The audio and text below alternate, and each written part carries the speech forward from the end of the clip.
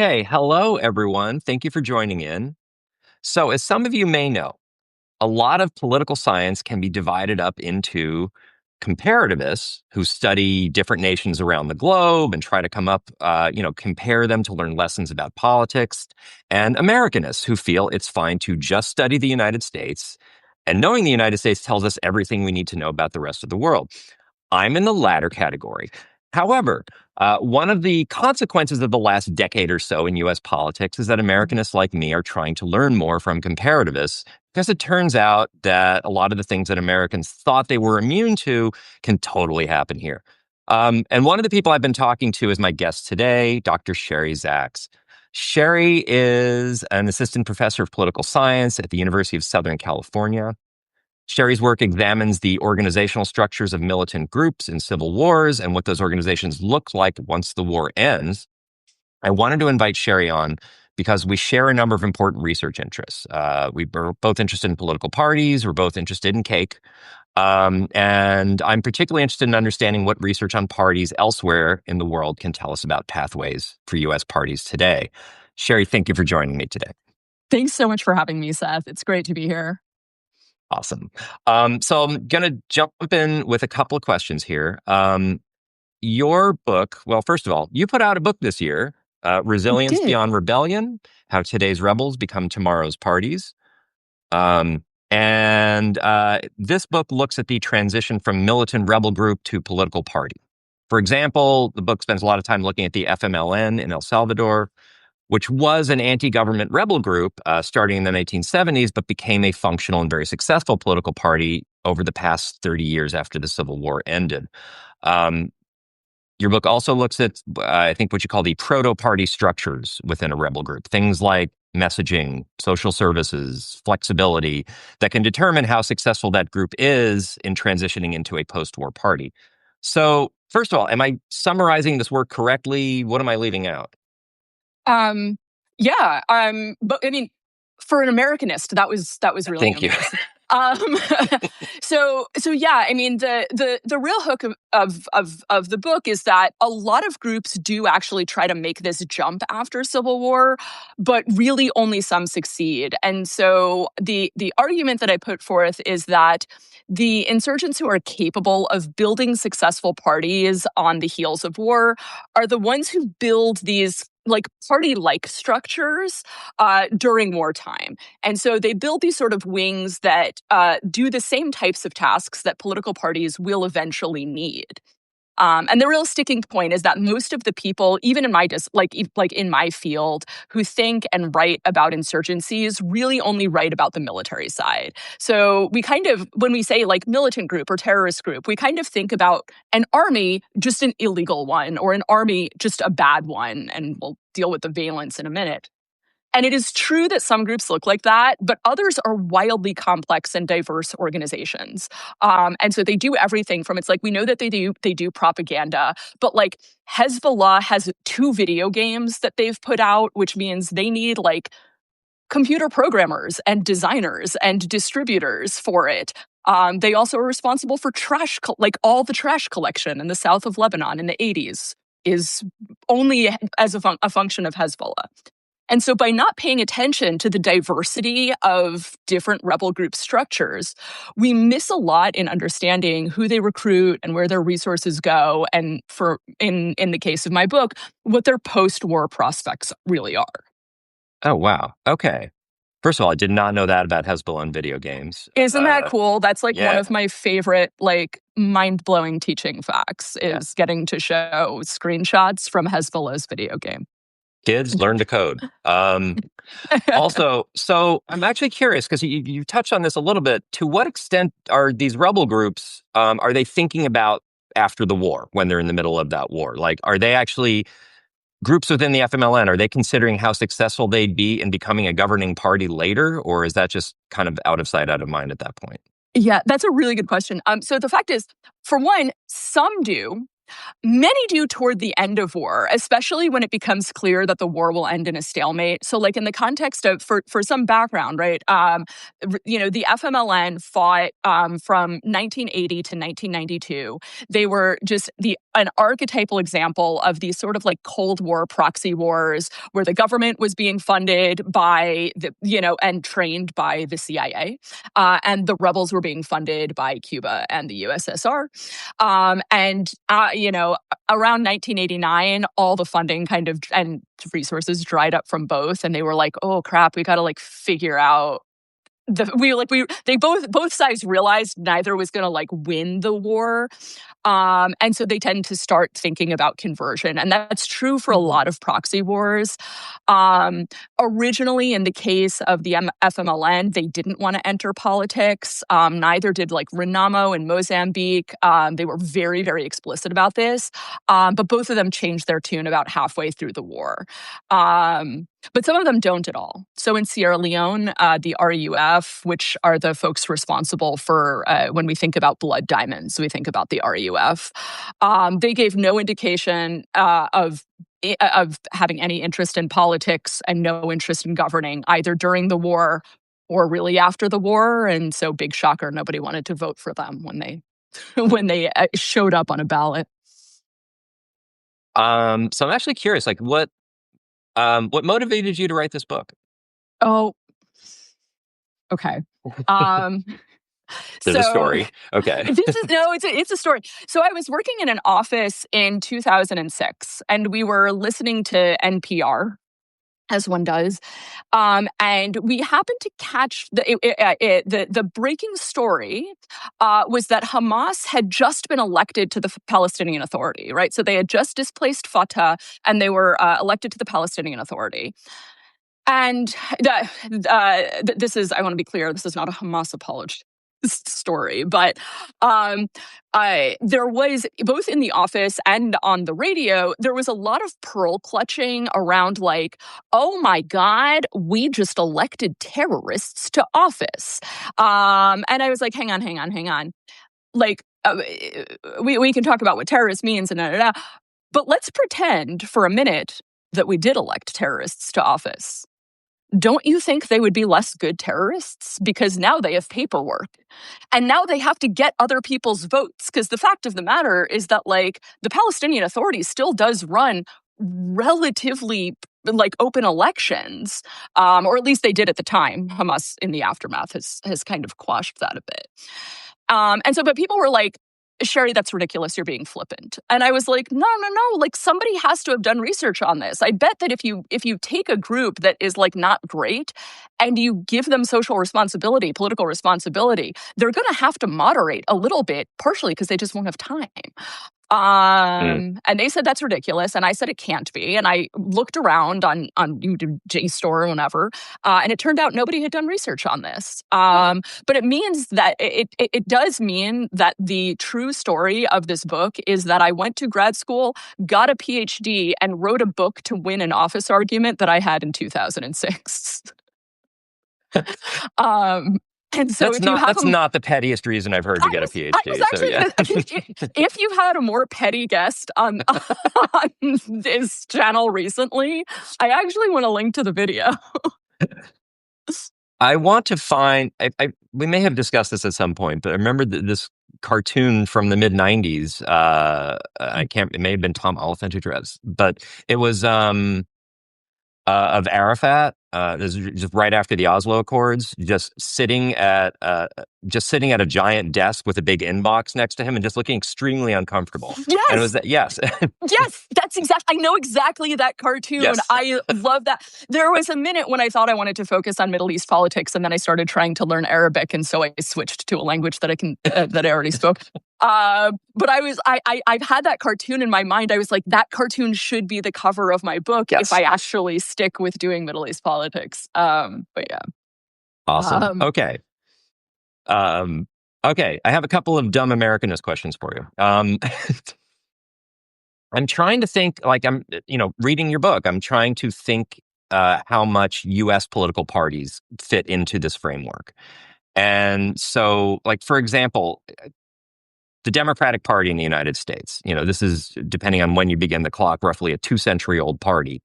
And it was a successful party both before and after the Civil War. It regularly had control of Congress. It won a number of presidential races both before and after. It's still surviving today. It also probably did more than any other single organization to cause the Civil War. And I'm not sure whether to think of the Democratic Party at that time. Is it a militant group in the war? Is it a governing organization for the Confederacy? Is this just the wrong way to be thinking about it at all? I'm curious, did you have thoughts on that? Yeah, I did. And so I actually, one of the things, I think this example really highlights why I hate phrases like terrorist group and militant organization, because they make it sound like organizations only do one thing. Mm-hmm. And that's kind of the crux of like what I try to show about a lot of these rebel groups and how much more we can learn about them if we understand that groups often do 2 or 6 things. And so like ultimately, right, a secessionist faction of the Democratic Party started a rebellion against the central government, which is, I mean, like I copy paste for half the groups I talk about in this book. And in addition to fighting, they maintained a governing apparatus in much the same way that rebel groups do. And so it's not a militant group or a governing organization. It's like most insurgencies, it's both and, right? It's improv rules. And beyond this, it kind of depends what you want to explain with the framework. Where it differs from a lot of the cases that I look at is that the post-war, like the rules of the game in the post-war world were different there, right? In the case of the U.S. Civil War, the rebels didn't have the opportunity to join the post-conflict government, right? Whereas all the cases that I look at, they could legally join. So the question was just whether they could make the party work and whether they could actually get people to vote for them after being at least partially responsible for embroiling their countries in a bloody civil war. But getting back to it, and I actually think this is kind of similar to the origin story of the book, right? The Southern Democrats were barred from formal politics for like all of Reconstruction. And so I think on the one hand, we could say, great, I don't want pro-slavery folks in government. But on the other hand, I really don't want pro-slavery folks to be bored and only have each other to talk to. Right. And so we really wind up in like the catch-22ist of catches, because again, the thing is, when you give rebels paperwork and you force them to interface with an opposition party, they become a bit too busy to be rebels. And instead, when we bar them from participation and we build a government that they don't like on what they see as their turf, we don't incentivize remediation, we incentivize radicalization. And this is exactly where we see the rise of the KKK, right? Which is little more than an extremist paramilitary group that splinters off, which again, is super common in the case, like in some of the cases that I look at, they're, to go back to your second question you asked, right? Are they thinking about being political parties during Civil War?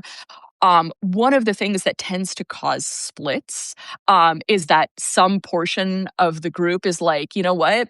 I bet we could join politics. That would be good. We would be able to like actually get things done. And then there tends to be these sort of slightly more extremists, and they're like, no, we can't join the enemy. And they splinter off and tend to be more extremist, more difficult to reform. And they tend to be extreme in the long term. And then I think beyond that, it depends what else we want to think about regarding the war in terms of where else the framework is useful. But I think it has a lot to say about what types of options we provide both sides at the end of war, because there's still a lot of pearl clutching even now about negotiated settlements and the amnesty, like granting amnesty to both sides and just kind of saying, listen, we know you all messed up a lot. We're just going to all face the same way and keep walking and pretend none of that ever happened. And like, on the one hand, it feels really bad from a justice perspective, but on the other hand, the other option is the KKK. Right. That's so fascinating. I mean, and that's honestly, how you're describing it helps me sort of understand, like, it's always been a puzzle to me that, the Democratic Party then essentially blows up the country. And then roughly a decade later, they win the popular vote in the presidential race. And like Yeah. how are they not just expelled or anything like that? But like, as you say, there is an interest in these countries and these different warring factions to actually try and govern again. Um, and, successful democracies somehow figure that out. Yeah. Yeah. Okay, another dumb Americanist question. So, back to the Democratic Party, but the modern one. There's been a lot of hand-wringing this year about just what the Democratic Party should be doing to build up support, to be competitive in the future. It's shown it can win elections, but it's also the current Democratic Party is pretty unpopular, even among Democratic voters. And they're still struggling with why they lost the presidential race a year ago and so forth. I've been wondering, I keep hearing a lot of people propose different directions for the party, different focuses. Could the party follow some of the things that you talk about? That is, could it become a more social service oriented party? Could it become something along the lines of the FMLN or Hezbollah or the Black Panthers or Tammany Hall in the 1800s? That is like at a time when the current federal government is kind of pulling back from providing a lot of services from people. Could a party step up and do that at the local level, providing economic relief, healthcare, casework, food, etc.? Does this make sense? Is this insane? Yeah. Maybe both. Yeah. Well, that's what voters are for. They get to decide whether it's insane. I think it's Right, interesting. All right. Well, so okay. At the risk of inviting any more comparisons between the Democratic Party and communists, I'm going to take it back to the book for a minute. Because there's one thing that I did in the book that I thought was interesting and kind of instructive to this end. So one of the things I did was collect very granular data in El Salvador on the different municipalities in which the rebels built the most robust social service wings, and I matched those to post-war election data. And which the spoiler is that the municipalities that had the most robust social service provisions, and I want to just to unpack that a little. What the FMLN did a few things really, really well on the social service provision front. One, they taught people how to read. They are responsible for teaching over 35% of the country how to read. The El Salvador went into the war at a 51% literacy rate, and they exited the war at around an 85% literacy rate. And that is entirely the work of the rebels. Right. They provided dentistry and medical services. They had a program called One Glass of Milk Per Day, which was to ensure that kids had at least one glass of milk per day, which very much echoes the to go back to the Black Panther Party. The Black Panther Party is responsible for free school lunches in California. They were the ones who spearheaded that. But anyway, so it's like the municipalities that had these really robust social service provisions during the war voted for the FMLN at just much higher rates than the rest of the country. And the fact is, whether we're in war or out of it, we know that tangible benefits win votes. And we have different names for them. When the benefits are exclusive to supporters, we call it patronage. And when the benefits encompass everyone, we call it social services or social welfare.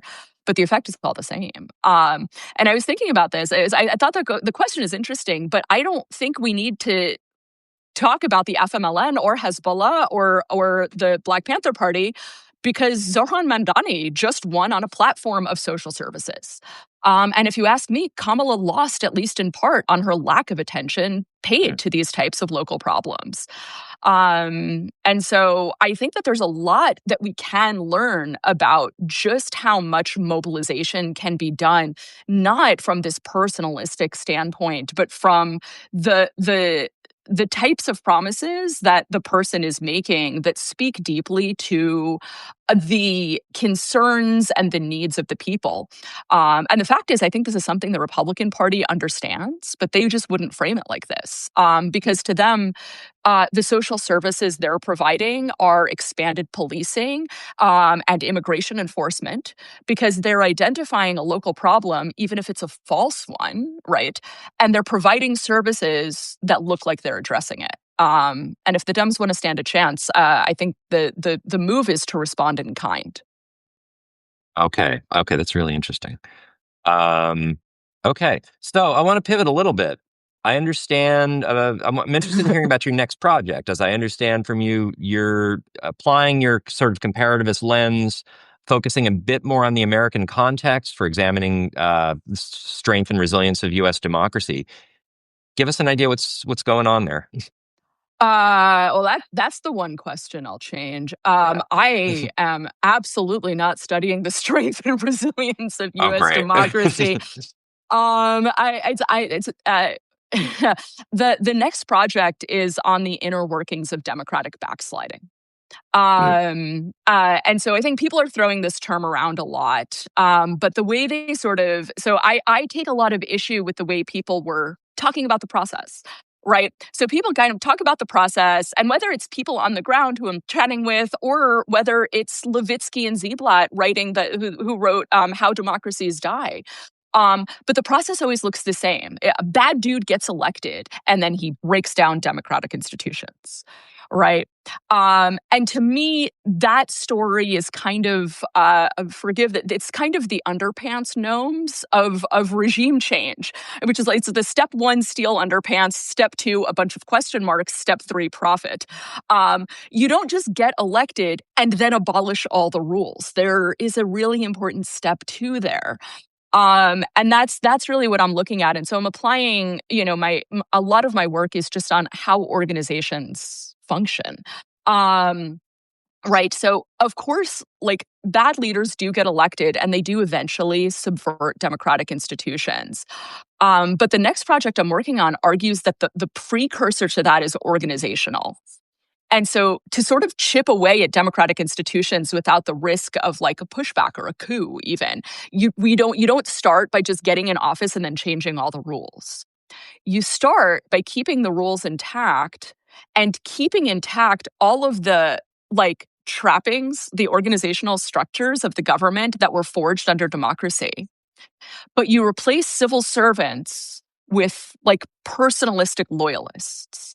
And so what I would argue is one of the real, and we don't really talk about this, one of the real like linchpins of democracy is that the roles in government, whether you're working in the post office, or whether you're working as a staffer in the White House, or whether you're in Congress or whatever, is that the roles that you have are intimately coupled with the rules of the game. And the loyalty is to the rules. The loyalty is to democracy. It's not to one specific leader. That's the difference between democracy and autocracy at this sort of micro level. And when you replace people in a democracy who have loyalties to the concept of democracy itself with those whose loyalties lie with the leader, then you open up the possibility to use all of the democratic rules, right? Going through the Supreme Court to do things, using policing, using immigration and customs enforcement, to do a wild, wild number of things that in some very real sense seem unconstitutional or seem to subvert the rules. But then the people who you have deciding on whether they subvert the rules are also loyalists, right?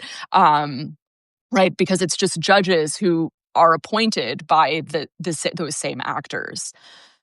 And so I'm arguing that this sort of organizational subterfuge, this replacement of civil servants who have loyalties to democracy with people who have loyalties to the leader and this faction of the Republican Party, is really the precursor to the institutional erosion that we then sort of see later, right? We see now in in El Salvador with Bukele getting elected to office and being like, oh gosh, where did those presidential term limits go? I don't know. Right. Right. And a variety of others. I think that, so that this sort of like this organizational subterfuge, it's not just a precursor to institutional erosion. I think in some cases, and in what we're seeing here, it's sufficient to kind of replace it entirely.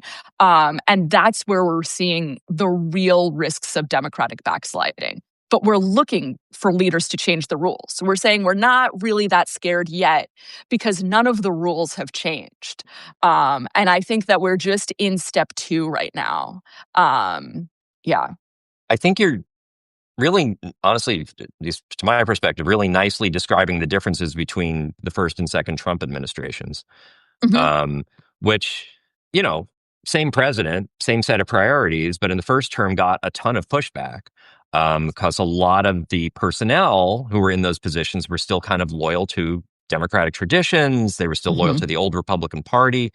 And a lot of the process in the interim between these terms was focused on changing the party, changing what sort of people would be in office and would be surrounding the president.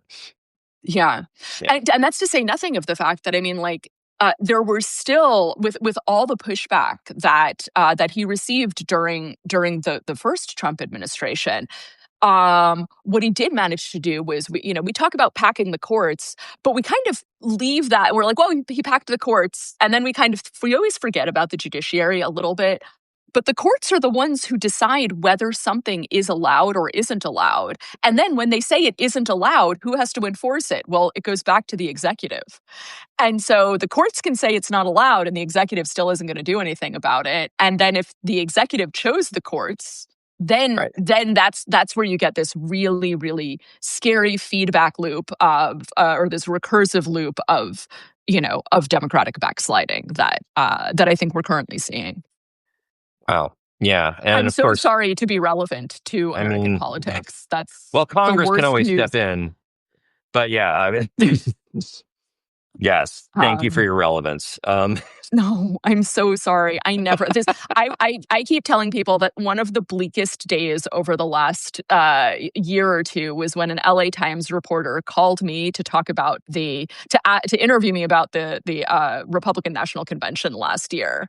And I was like, why am I this shouldn't be relevant. It's really scary. And it's like, it's those movies where the scientist comes in and is like, this volcano is bad. And they're like, who are you? And like, that's what I, yeah. Awesome. So slight pivot for a final question here. What have you baked recently that we should know about? Anything you're particularly Oh, proud of or interested in? yes. Yes, Okay. very much so. So I bet one of the things is what the British Bake Off folks would call a tray bake. And so it's this multi-layer tray bake. The bottom is a dark chocolate brownie. The top layer is frangipane, so it's that almond paste that you get, but it's a slightly fluffier almond paste than you get in an almond croissant. Um, it has a pistachio cream swirled throughout it with sour cherries on top. It is absolutely divine, and it's one of those things like you don't eat it in polite company for sure. Um, Okay. Wow. That which is sounds. bad because I made it for my graduate students, and I didn't know how good it was going to be. I was like, this looks fun. You had to go What step if I into the add this and what bathroom. if I Yeah. add this other Yeah. thing? And everybody was kind of quietly just eating it at their desks. Yeah, and then I made some ube almond cookies, and so they're these Whoa. very chewy, really delightful almondy cookies, and I used ube paste, which is Are they purple? they are purple. They're bright Okay. purple with like a nice just a dusting of uh, powdered sugar. What have you baked recently? Hunter, I'm I've been. asking the questions now. All right. I've been in a little bit of a rut, I got to admit. Ooh, But I mean, I did, fall, so I did, bake a few apple pies. I was nice. experimenting with. So one of the things I like to do in my department at Denver is that when someone in the office puts out a new book, I try to make a cake version of it. Like it's become sort of an incentive within the Are you department. just are you just going to take credit for that live? Yeah. So, Wow. Wow. well, is that Uh, bad? oh, I am sorry. Are you the No, no, one no. I'm not saying I on invented this that call who tradition. I started book borrowed it cakes? from Okay. you. I definitely borrowed it from you. I definitely learned it from you. I learned it from you. And in fact, you did that to me when we This first is met. like, I will. that was slandering by omission.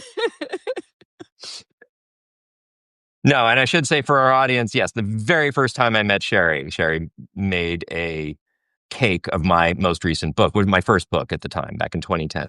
So thank you for that. It has inspired me going on. But what I wanted to do, my colleague did not really want cake, so I tried to make an apple pie book, um, Oh, which was challenging. It that's a wasn't, but like challenge. you can actually, there are ways of writing in dough on top of a dough crust, and so Sure. semi-successful. So I'm probably going to play with that a little more as the winter goes on. I love it. I Yeah. love it. Um, this has been great. Thank you so Thank you much so for the conversation. And again, folks, you should check this out. It's solid. Okay. And the paperback version is way more affordable than the hard copy, just so you know. Unless Yeah, you're, sorry yeah. about that. That was not, I have no control over price point. I hope you score Um, a huge percentage of that. But oh yeah. yeah. No, I think that per anything with academic publishing, the reward should come, inshallah, as Hamas and Hezbollah might say. The reward comes with tenure and not the paycheck from the book. I'll leave the real books to my partner. Excellent. Excellent note to end on. Okay. Thanks so much. And thanks everyone for tuning in today. This has been great. Take care. Bye. Hey.